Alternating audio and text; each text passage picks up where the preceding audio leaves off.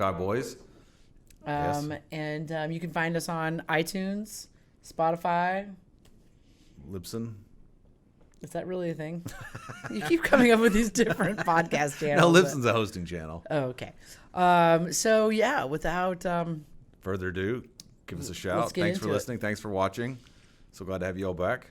So you had a topic you wanted to discuss today about something, and you didn't want to mention it prior to the podcast turning on. So you said you had a topic. Well, what was it? We talked about 3 or 4 things. Well, you said, I'm going to tell you about it when the podcast starts. Something funny, something that is going on. Okay.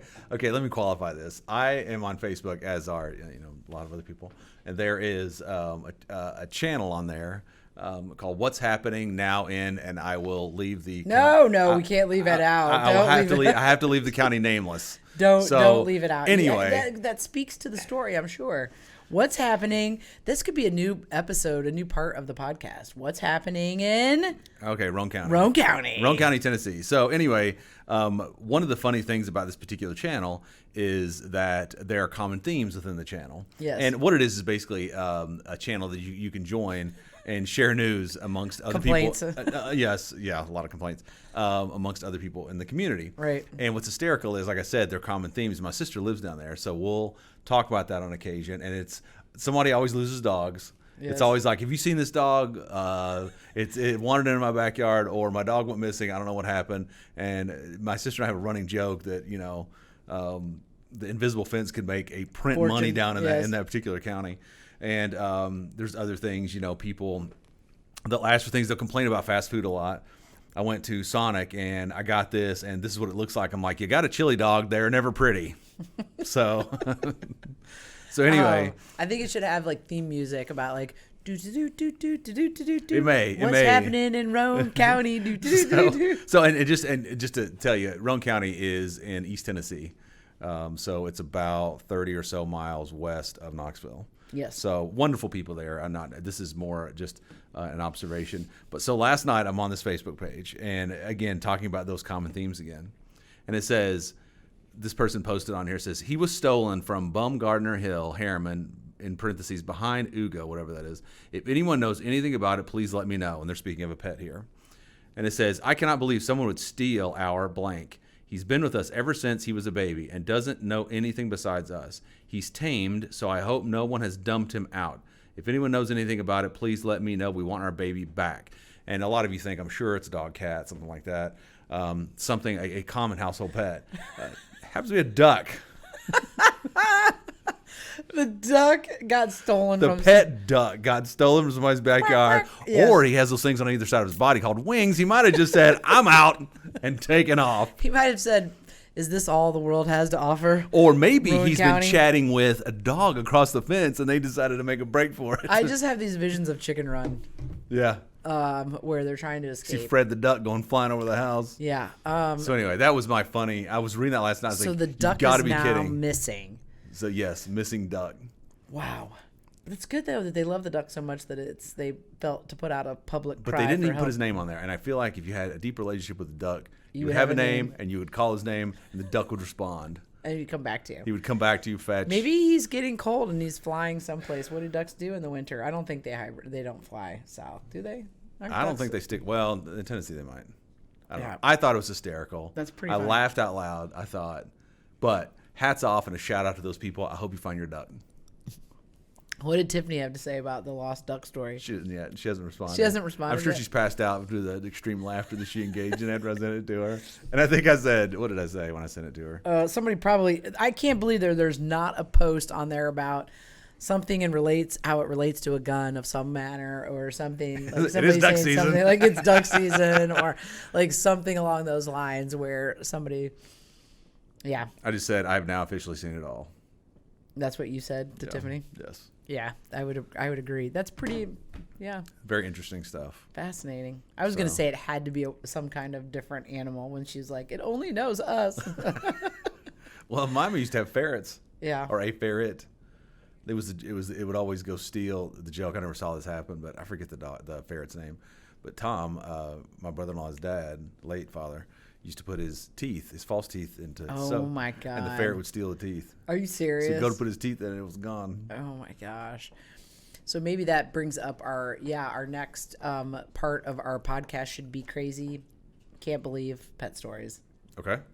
There you go. So you have to come up with another one for next week. Okay. We can You just visit Roane County. What's happening in Roane County? Good thing no one's watching it from down there. Oh gosh. Wonderful people though. Cannot say enough about the wonderful individuals in Roane County, Tennessee. So. Okay. So yeah. There you go. That's it. Big news for us here in Central Indiana is apparently there's snow coming on November 11th today. On November 11th, which is today. It's just and we have to qualify this when you say snow is coming. You have reports of snow coming. Whether or not it actually comes and sticks around. Snow is coming. Yeah. I was at the dentist this morning. She goes, I can't believe how many people are canceling and because of the snow. It's the first snow of the season. And today's Veterans Day, I just too. can't believe it is Veterans Day. Okay, I've got a piece of trivia which I learned something today on. And you probably already know this because you know everything in regards to this. No. So today is Veterans Day, 11/11. Yes. You know why it's Veterans Day, I'm sure. Why today is Veterans Day? I know. Okay, so. Oh, is this Armistice Day? Well, that's what it used to be called, but yes, it is because apparently. Is this when the Japanese? In World War I, which wasn't World War I until we had World War II, but it was so World War I, on the 11th month. That's when it struck 11. 11th. Wasn't when the clock struck 11? Yes, and they struck 11, and so then that's when World War I ended. That's when the ceasefire happened. Yes, and so that is why today, 11/11, do you remember? Is Veterans Day. I'm going to put on my nerd hat So, here. wait, hold on. I'm not done with my story yet. I'm really Go ahead. impressed with myself that I know this piece of trivia. Go ahead. And so that is why. Now, it used to be called Armistice Day. Yes, which is the definition of that is. Armistice is when they cease fire. It's like right. And so then it's been transferred over to Veterans Day now. But that's why it's on 11/11. So it's been around over 100 years. Isn't that fascinating? That's crazy. Says wow. I always wondered like how they pick a holiday, and so this apparently is how they pick this holiday. The reason that's really cool. What I was going to throw in there is Downton Abbey. Remember when the war ended and they were waiting for the clock to strike something, and they all celebrated. Oh, that's right. So it must be at 11 o'clock on the 11th day. The 11th hour, the 11th month, the November. 11th day, the 11th hour is what all that was. Right. Is what they said is, yeah. Isn't that fascinating? Huh. So thank you to all the veterans that are out there. Absolutely. We have lots of clients that are. Thank God for you. But for you, our freedoms wouldn't exist. Absolutely. And we have lots of clients that are veterans, and it's always a joy visiting with them. One person in particular, his name is Jeremiah Shine. He fought in the Vietnam War and suffered serious injuries, but has always impressed me with his resilience and perseverance and his ability to turn all of that happened to him way back in the day into not limitations. Right.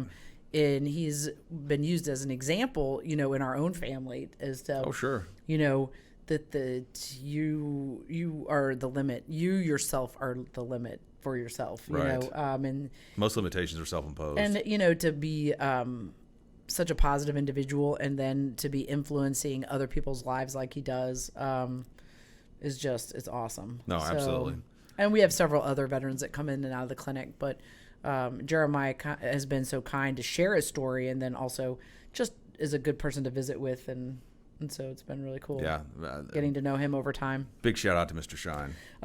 But yeah, so that's really exciting that we're doing the podcast on Veterans Day. So you're veteran. So the veterans in your family were your grandpa Rocchio. Yes. Did your grandpa McCracken Nope. fight? Nope. And I don't remember why. I thought your dad said one time he got a waiver or something.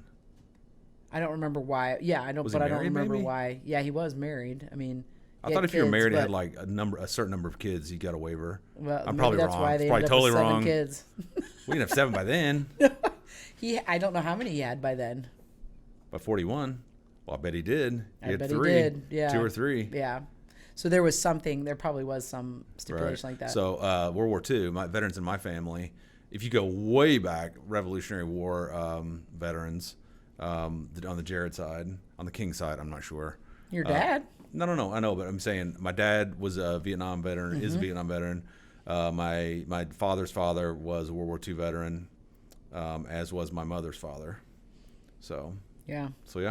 I find my grandpa's story fascinating because he came from Italy as a young person And Didn't he go back there and fight? No, he didn't go to Italy to fight. I don't Did he believe not? he was Okay. not in Italy. But he came here as a young person and then turned around and fought for America. Yeah. Like, I'm like, wow, that's like really. Well, he had been here though how many years by then? I don't He was know. probably. I'm sure he was a citizen by then. Yeah. Oh, yeah. But I mean, I just find that interesting that it's like, wow, okay, yeah, you do see this as your country. I mean, I know that. I think though it's interesting, and this is more of a generational thing. I think that people, certainly from that generation that came over here, experienced the success that they did, saw the freedoms that we enjoy, the opportunity that we enjoy. My guess is that was very valuable to them. So they were Right. more than willing to go and fight for the interest of the country that had given them so much. Yeah. So I think Grandpa was just infantry, wasn't he? He was artillery. Artillery, yeah. And Yeah. then your dad flew helicopters. My dad was an attack helicopter pilot. He flew the Cobra gunships in Vietnam.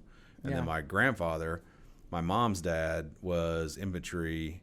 He was a bazooka man. And he always had some funny stories. He said one time he was walking behind a tank. He was in the Battle of the Bulge. He didn't get in. He didn't go until late 44. Mm-hmm. And he was in Belgium during the Battle of the Bulge, and he was behind this tank. And he said he was walking, and there was snow on the ground. And all of a sudden, he just fell because he was walking behind the tank, but not in the tracks of the tank. And he'd walked over a cellar that had been an underground cellar, so he fascinating. fell. And he said his buddy, he fell and he was fine and all that stuff. But he didn't see a ton of action because he was only in theater for maybe a few months. But he they were pinned down in a creek one night, and his feet froze. They didn't have the gear like they have today. Right. They just basically had leather boots, and his feet froze. He suffered nerve damage. It was called trench foot. And he said that he put his feet, I mean, he told me this story, he put his feet next to a fire to warm his feet up. They were all outside. If you ever see Band of Brothers, that's kind of, I mean, Right. there were no tents. You were in a foxhole. And he said he put his feet next to a fire, and a buddy came up and said, "Hey, your boots are on fire. They're smoking. Take them out of there." And he had suffered such bad nerve damage. He suffered from that for the rest of his life. Yeah, I know the nerve that was damage. always a problem for him. Bad feet. Yeah. And my other grandfather was in. I've always gotten conflicting stories whether he was an actual flight instructor. He was in California. This was before they had the actual Air Force. They had the Army kind of Air Force, Mm-hmm. and but he was in California. And I've got lots of pictures of him flying planes. And he used to talk about being a pilot. He was a legit pilot, but I don't know if he was actually an instructor or if he had something to do with maintaining the fleet. I'm not sure. But yeah, he was a pilot, and that was one of the inspirations for my dad to become a pilot in Vietnam. Yeah. And my dad did have a very impressive story. Once he got to Vietnam, he was drafted and studied really hard and did really well. Got into flight school despite only having a couple years of college. Was of the select. I want to say he said out of 100 people, maybe 3 or 4 made to Cobra school. Mm-hmm. So he was one of the 3 or 4. But he's got some great stories. He's got some slides that I've got at home. Right. And we would at least look at the slides, and he would narrate and say, What "We was landed going here on?" one time, and all these VC jumped out of the woods and took off running." I was like, "You think?" So yeah, he's got tons of great stories. So, Oh gosh. So, yeah. yeah. That's so yeah, very cool. Cool. Very, very exciting. So, and then Hats off to all the veterans. we have one of our employees that started here when he was in high school and Trevor then Maui. worked all the way through high school and Yeah. is now a Marine. His name is Trevor Maui, and it was just such a joy to be around and have here at the clinic. He's a good dude. And so now he's a Marine. So Is he in we have, Hawaii? Because he did his basic, I thought, in San Diego. yeah, I don't remember where he's stationed. The girls would know, but I don't remember. I could swear where. they said he's in Hawaii because he had a choice to go here, and he goes, "I'll go here." Yeah.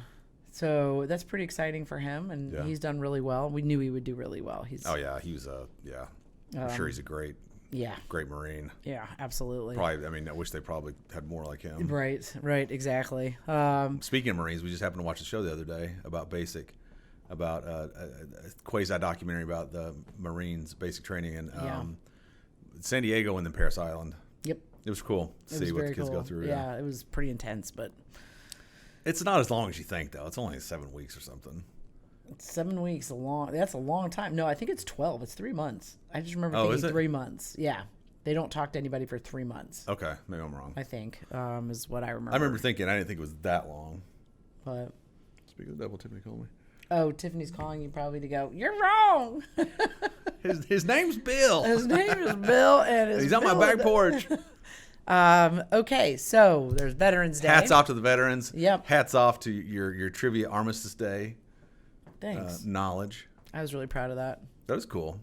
What? And Go ahead, sir. no, I was gonna. No, you tell me what. No, I would imagine, and this is again a generational thing, the relief that people must have felt that hostilities were finally over and things could get back to normal. Oh, Quasi-normality. I mean, especially the people that hadn't lost loved ones at that point, or you could stop worrying about losing loved ones. I mean, in the conflict. So I would imagine that those days held great significance. Obviously, a lot of significance even today. Oh yeah. But back then, I mean, they were so close to the events. You know, and when I was a kid, I was lucky enough to travel because Dad worked for Eli Lilly, and so we got sent to Ireland, where he worked in Ireland to start up a company, a division over there. And then we traveled from there and we went to Europe, and we went in and out of bunkers. And you and I have talked about France, this before, that, oh my gosh, when we were there, it was in the 70s, which was only 30 years. I know, right? After all of that went down, and going to the concentration camps and going to the bunkers, and then thinking, oh my gosh, now when I say, okay, what was 30 years ago from today? I'm like, oh, that doesn't feel like 30 years. Like, right. But as a kid, that's lost on you. But I think for my parents, when they were there, I'm sure that was like, oh wow, this just happened. Like basically, like this is in my rearview mirror. Right. Kind of like how we feel about 9/11. Like, you know what I mean? Like, right. That was 18 years ago, but that feels like that was something impactful that just, but it's hard to believe that it was that. Anyway. And how that probably influenced a generation too. I think back, you think 20 years is a fairly standard period of time. Right. And you think 20 years ago, like my very first car was a 69 Mustang, and I remember thinking in the late 80s, 88 or 89, that was a long time ago. But as an adult, you go, 20 years is nothing. Right. But like my dad, for instance, got out when he graduated high school, I think at 64, the war hadn't been over even 20 years. Right. And how that must have influenced, the people, Americans. Oh my goodness, yeah. And I think the struggle, that generation didn't want their children to go through those types of things. Oh, sure. And so it influenced how they raised those children, things like that. There's so many economic events too. I think they're fascinating. You look at post-world, the global post-World War II era, where basically everything in Europe was destroyed. So there was no manufacturing capacity over there. So the U.S. was pretty much it. Right. Everything you could possibly imagine, consumer goods, all that stuff came from here. So you had this huge economic boom post-World War II that was probably 20 years at least. Right. Where basically we're trying to rebuild Europe from the dust of the war, literally. Right. And and how the positive economic effect that the U.S. must have felt because of that. Right. I don't think I've ever looked at stats, but I can only imagine. Well, and I think that it's interesting, and the reason why I think it's important to talk about from a business side of things is that how all of that, everyone's reaction to that, how they responded to it, how it then influenced how they parented, and then those individuals now owning businesses, sure, like ourselves owning businesses, and then hiring people like millennials. Right. To hire them in. So why is that all of that important? And it's important because it affects how we interact and what motivates the younger generations. So, some people that are listening to the podcast are like, well, why are you guys talking about Veterans Day necessarily? Or why talk about, how does this relate to owning a business? Well, I can tell you right now that the way my parents raised me and how I view things and how I view work and what I'm looking for work to provide for me is completely different than, say, our millennials that are working for us and what they're looking for work to be able to provide for them and what they're able to give to work. And that's all because of how we were raised from the individuals and what effect that those bigger things had on the, so it's absolutely fascinating. And we as doctors were talking about in our doctor meeting this morning because we're reading that book, the Leaders Eat Last book. And that's one of the concepts is that, millennials are this, and this, and they're looking for this, and this, and, creating work cultures that promote camaraderie and sharing of information and, furthering of a bigger picture, is hard to was hard to create because you had this generation of people that's not what they were trying to create because of all the influences they had affecting them. And so you have this combative, personalities now, where we're trying to lead these people that have different sets of objectives, and so it's fascinating. Do you think, though, too, and I think I go back to even the World War II generation and the context in which they were raised through the Depression, I mean, an extreme level of scarcity. Right. I think about my grandfather and how he wouldn't spend money on anything, hardly. I mean, Right. he would shop around for deals on toilet paper, things today that are almost unheard of. Right, and so how that influenced his worldview, Right. that he imparted to his kids. But then I do think, starting with that boomer generation, they don't have that level of scarcity. Right. Or so you do, I think once and they didn't want their kids to have that level of scarcity. So Right. they over-provided, basically, is what it comes down to, is that there was no hardship. We didn't want you to have hardship because it was so hard to have hardship, and so they Right. removed it from, and so then you get into the feelings of the entitlement scenarios and all the, you know what I mean? Do you think though, and I always go back to like the stereotypical, say, rich kid syndrome, where because all of these basic things have already been provided, they start to look outward for things. So their discontent still finds a spot. It just depends. It's not a discontent that motivates them to succeed necessarily, because Right. they've already enjoyed all of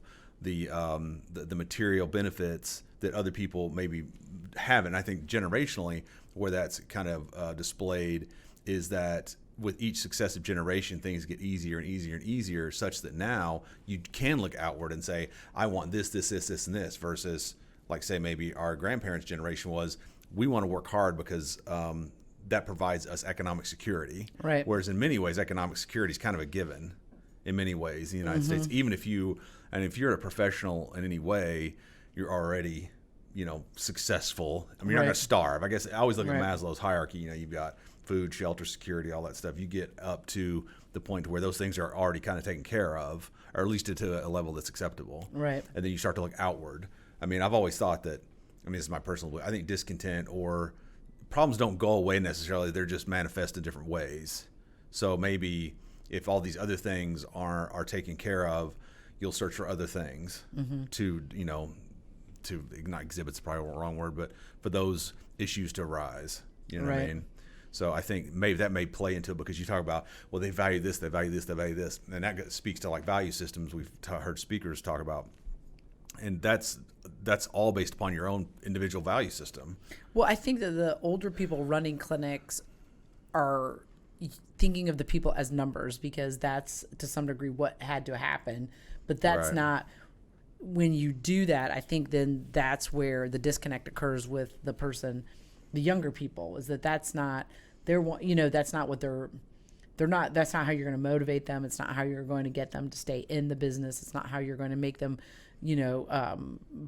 produce for you, an experience for, say, for instance, for us, for our clients, that is helpful, or good, or what we would deem as an exceptional experience.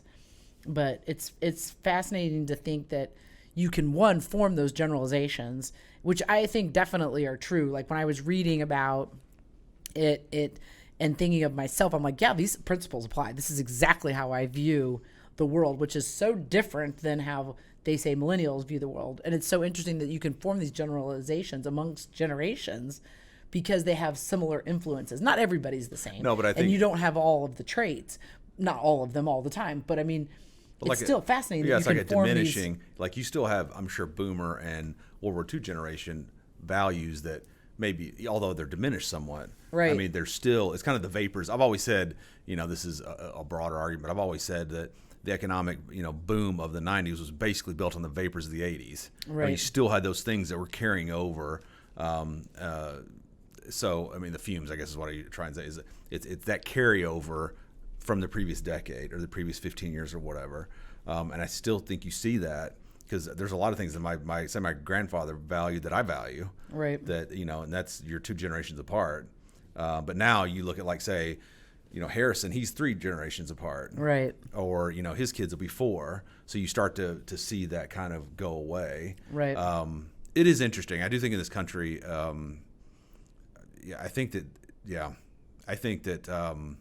we're very lucky in that we've been able to experience that. Oh yeah, absolutely. And when they in the scenarios that are mentioned in the book that we're reading, they talk about scenarios like, all of the millennial generation, their parents protected and provided and to an extreme, amount. And so then when they go out into the workforce, then they're expecting the same thing, protection and provision and don't get me started. You know what I mean? And so then therefore it's hard for them to, like you're looking, when you're on the other side of the fence, you're looking for a result and they're looking for, mentoring and, those kinds of things, which is fine, which is perfect. I mean, that's good. That's fine.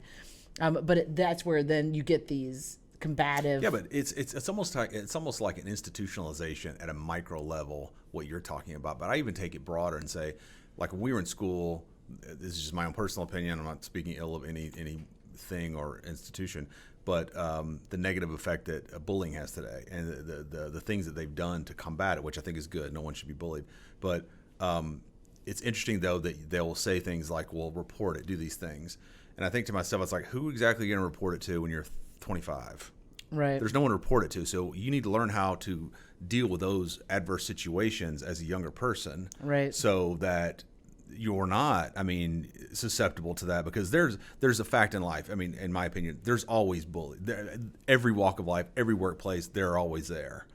So how you learn to do that as a young person will carry over into adulthood. Right. To say, this is how I deal with this. I'm not one to be bullied. Right. And I have that that self-reliance to be able to do it. Right. And I think that's where I think sometimes you can get in trouble by trying to take care of all those situations with a third party, when really what should be happening is they're teaching them to look inward and say, how am I going to solve this problem myself? Mm-hmm. That's what I think. And I think that leads to a lot of depression. I think it leads to a lot of mental issues as an older person, because you just can't understand why this is happening. Right. I think, don't get me started on that stuff. But I think I think sometimes you're trying to undo human nature that's existed since the beginning of time. Right. And it's hard because there is no one solution or magic bullet for it all. But yeah. So there, from veterans to business. Veterans to psychological analysis. Sorry. I'll have more next week. Right. No, but even like with our kids, though, speaking just as a closing statement, generationally, people will say, we've had kids that'll, conflict. It's like you have to stand up for yourself. Right. Because then you build self-confidence and eventually that you can inherently take care of a situation no matter what. Joe Rogan talks a lot about this. He was a very small guy, he was picked on a lot. So that's how he started on the martial arts route. Right. He became a fighter. And he said after he became a fighter, for whatever reason, people stopped. Maybe it's because he cared. Who knows? But for whatever reason, he was able to take care of that issue himself. Yep. So it's important. On to a lighter note. Right. All of our viewers are going, I'm out. On to a lighter note. It is November 11th, and it is going to snow today, like we started when we went down that road of Veterans Day. So the family picture I brought for today was a snow picture. Can you see it, Harrison? God, not really. I'm trying to show it. There it is. Okay. Whoa. And this was from when Harrison was a little smaller, and little. Holden was in the picture. And this was at an older house. Clearly, you can see that we've been diehard Tennessee fans for a while. There's an American flag in his snowman and a Tennessee flag in his snowman. And that's Holden there on the left and Harrison on the right. And it was a big snow. It was in the evening, and so we let them go out and build this ginormous snowman. And so I was thinking, That was a big snow, yeah. Thinking that, oh God, it's only November and they're calling for snow. I was like, I think that's a fitting picture.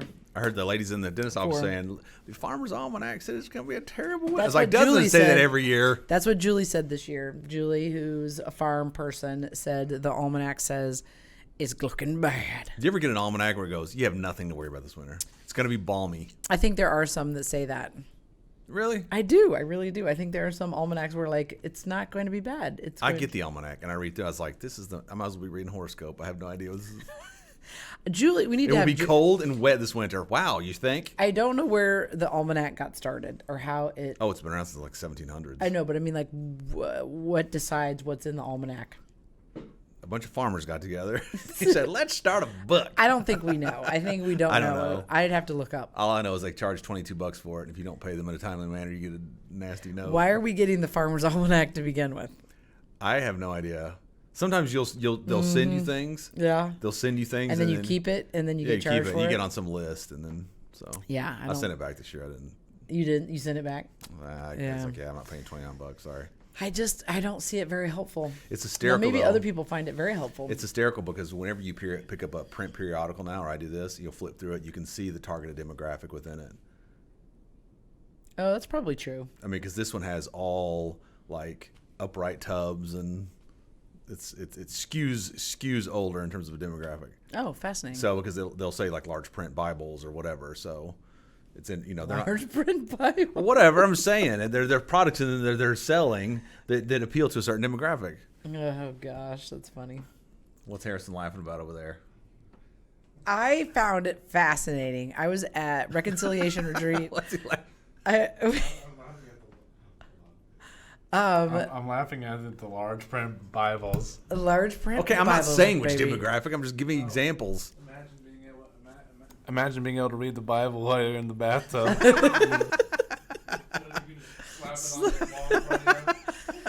Large print Bibles. So that made me think of, I was at the Reconciliation Retreat Oh, how was it? Weekend with Calvin because he's going through First Communion, and he's so freaking Did- cute. Was he in front of the priest, and the priest is looking at him and finally goes, we have to go. And so, no, they only practiced. They didn't really do reconciliation confession. That's next weekend. So they Right. practiced this weekend. But the reason I'm bringing it up is, well, okay, now that I brought it up, Becky Hampton's amazing, and so is Yeah, his second grade absolutely. teacher, Mrs. Algram, at Our Lady of Grace. They're phenomenal. But anyway, okay, side note. So we're there and we're in mass because that's how they started the retreat. And Father Tom pulls out his phone while somebody's doing singing. And I'm like, no freaking way. He's on his phone while he's in mass. I'm like, what is going on? This is so against something Father Tom would do. And I'm like, okay, surely it's going to be for usage during the service or whatever. And so he's, you can see him over there and he's like, why Does he pull it up and go, 8 o'clock tea time would be great. No. Send. And so then he has the whole, basically what it comes to is that he has everything, all the readings on his phone. So Anna, he must have the entire mass on his phone because he was singing from his phone. But then at the end of mass, when he was giving the homily, he pulled up his phone and he was like, I want to share another part of this thing from you. And he read it from his phone. I'm sure. And I'm like, you go. Way to go. Way to bring the priesthood into the 20th Well, I think it's century. fascinating, though, too, because think about how much, digitally, how much information you can put together right in front of you versus have it in several different books. Yeah. So I thought that was really cool. Yeah, good for him. So anyway, yeah. So it's a reconciliation retreat? It was at the Reconciliation Retreat, and Calvin is there with his classmates. He's hilarious. Oh, my God. Just trying to get A lot him of to Calvin stories. pay attention to what they're talking about. I'm like, are you listening to what they're talking about? He can't because he wakes up at 2 in in the the morning. morning. We catch him. We have to make sure he doesn't go downstairs. No wonder he can't pay attention because he's dreaming about Fortnite. Dreaming about Fortnite. So, Wow, really? Okay, go ahead. So, yeah. So anyway, I was impressed. The Bible brought me to Father Tom, which brought me to the phone thing. Sorry, side note. Right. Because you said Bibles in large print. Bible's in large print. So that made me think of Father Tom. He was able to expand his phone and view his text of his. Should read more Bibles. Speaking of Calvin, Yes. for those who don't know, I babysat Calvin last weekend for a day or two, and he kept talking to me about this game him and his friends play, about him fighting other friends. Oh my God, that's Do hilarious. you know about what yes, this is? on 'Cause he was like- recess. he Did was he like- show he was- you the moves? No, he was like, yeah, we just fight them. Like we just punch them and we do this and this. I was What like, is it? what are you talking about? No, they're fake people though that they're fighting. So they're fighting when they're on the recess. They're pretending that they're fighting these guys, and he shows me the moves, and he's like, "I got a guy like this. I got a guy." He's been watching. Just give some context. He's been watching wrestling, specifically John Cena recently, and it is hysterical. Yes, it's although very funny. the John Cena, what is it? The theme song is I could do without it right now. It's dun, dun, dun, dun. Yeah. So yeah, him and Ignacio. I'm going to say his name wrong, and he lectures me every time I say his name wrong. It's Ignacio. He's like, Ig. Say Ig. And I go, Ig. And he goes, Nacio. Okay, you're getting lectured by someone who can't pronounce half the words he says. It was the cutest thing ever. And I go, am I saying it right now? And he goes, yes, you're saying it right. So He goes, I can't put it in my mouth. It's like, what? my mouth. So they It's a played TH that there, on not the an F. playground, and he actually got injured playing the game. I think something Was he happened. fight himself? I don't know He what got beat up by a happened. He fake got- opponent? Yeah, it's just funny. Or they're in groups and they're acting like some group is the bad guy, some group is the. But anyway, yes. So he was telling you about this game too, Harrison. Was he telling you all about it when you were watching him? Yes, he was telling me all about it, and I was concerned for a second, and I was assuming surely he did not punch like Braden in the face at recess, or else we would have heard about it by now. I'm sure we would have heard about it, like the soap story that we heard about. So. Do you remember when I punched somebody in middle school? Yes, you punched Punched Gino. Andy, didn't you? No, it was Gino or Andy or somebody. Which one was it? No, you choked Gino? Andy. I No, thought. it was this guy named Noah. Noah. Noah. Okay. Mom was none too pleased. I was not. Don't be a Yes. bully. Father was proud though. I wasn't proud about that. Not was if you're proud. bullying somebody. I was not bullying anybody. I was merely defending myself. Speaking of fighting, I have to say something about Johnny. He has been he's talking to me about UFC and boxing, and I go, what's going on? He goes, Logan Paul's got to fight. They don't know if he's going to win. I was like, Logan Paul? I was like, he said he's been fighting for a long time. I was like, no, he hasn't. I was like, no, he hasn't. Newsflash, people paid $20 for that, and it was the worst. He said Logan Paul lost. It's like, Logan Paul is about as much of a boxer as I am. It was the worst fight I think I've ever seen in my entire How many rounds life. did they go? They go 6 rounds. 6 And rounds. it was- 6 3-minute rounds or 6-5? I don't know. But it was That's literally no just joke. them. It was literally just them throwing soft punches, like grabbing each other. There's no blood, no bruises. That Well, was he's it. not going to It get was- hurt. Well, okay. I still though. It was pretty pathetic. Pretty boring. I told Johnny, I was like, watch a UFC fight. Those guys, they're going for keeps. That's legit fighting. I didn't watch it, but I just watched Clips of it.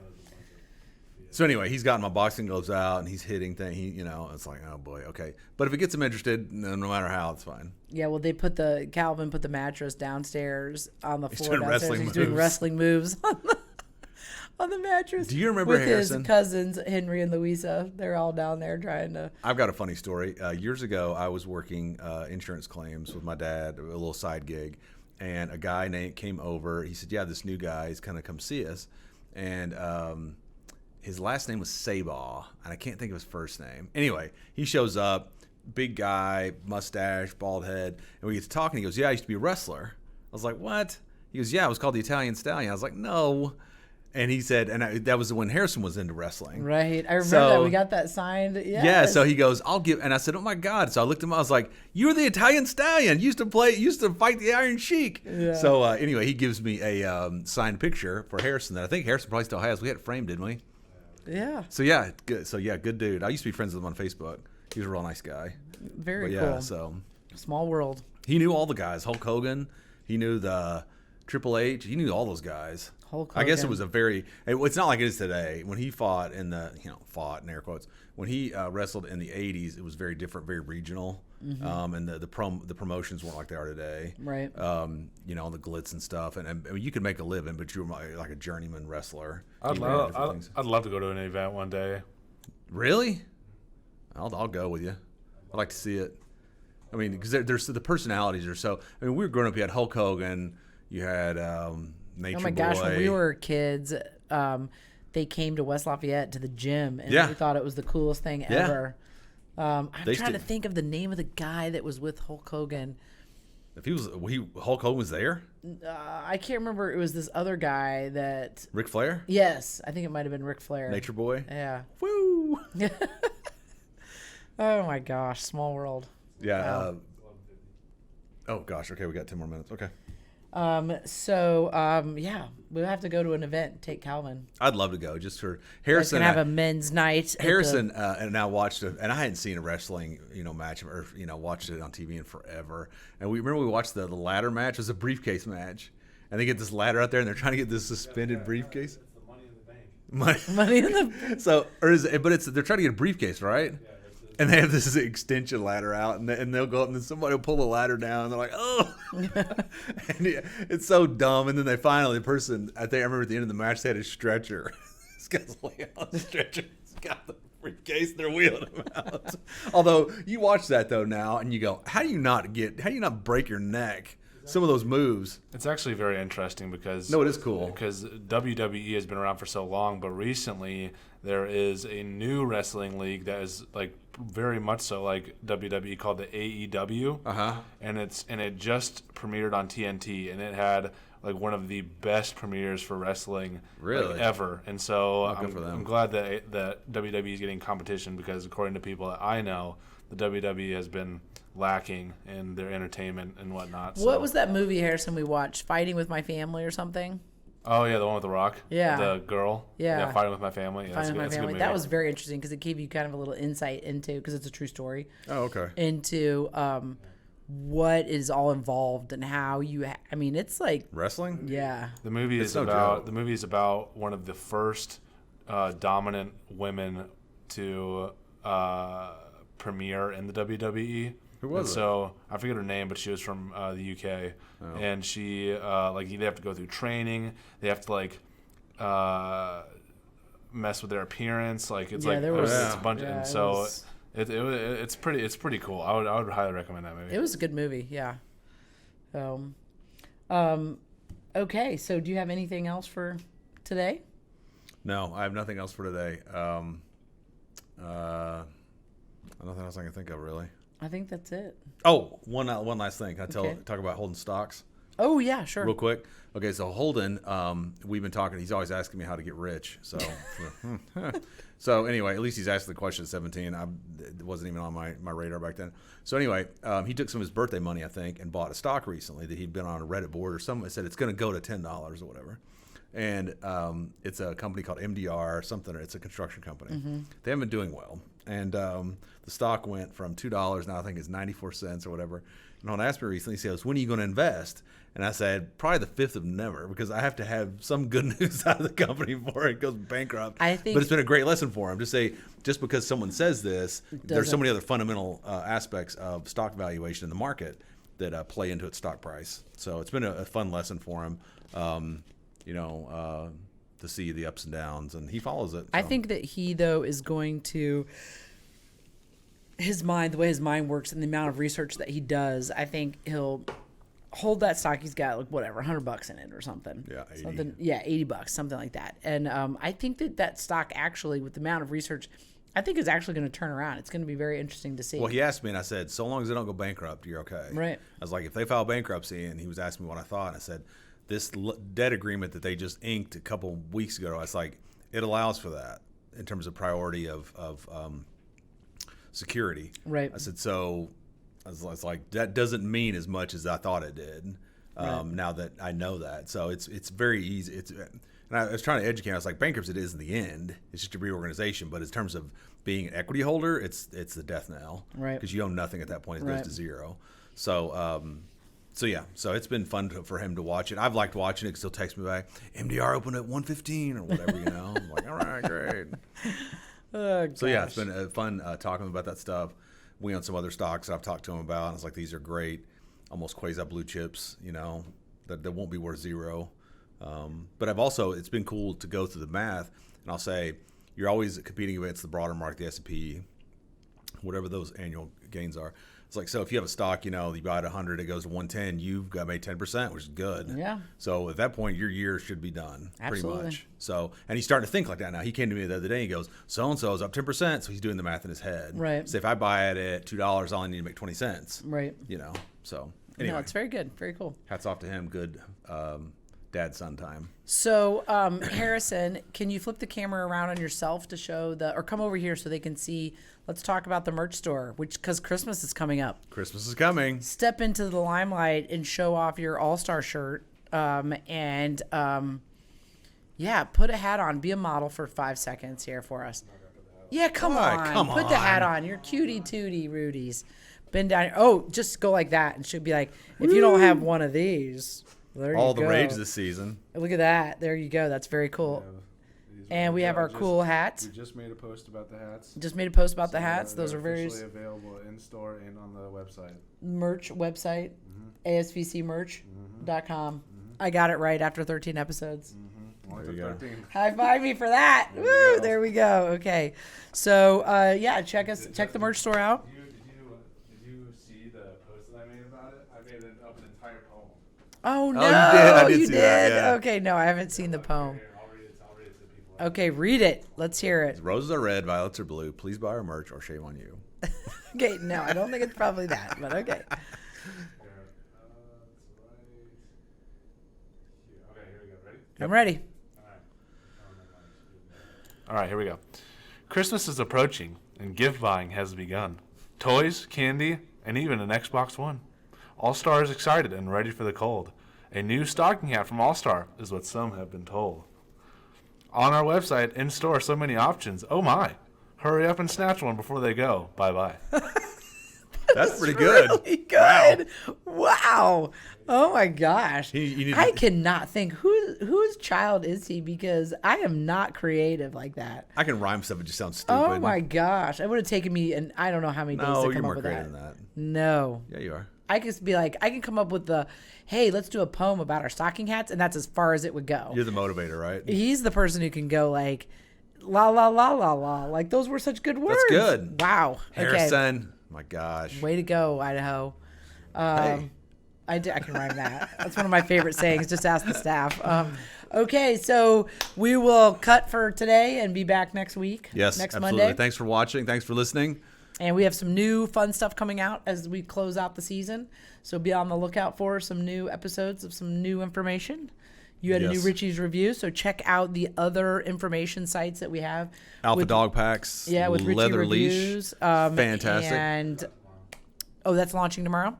Okay, so look Check at out the that Richie video. Reviews. Look at the informative Dr. King Says videos. And we will... If you have any questions you'd like for us to answer or comments, let us know. Topics? Yeah. Topics. Or if you'd like to be a guest on the podcast. Let us know. Let us know. All right, so we will sign off here. I'm Dr. King. And I'm Richie King. And we will see you next time on the All-Star Podcast. We're out. The 5 Boys in a Business Podcast. Okay, see Do it you 5 later. times. Bye-bye.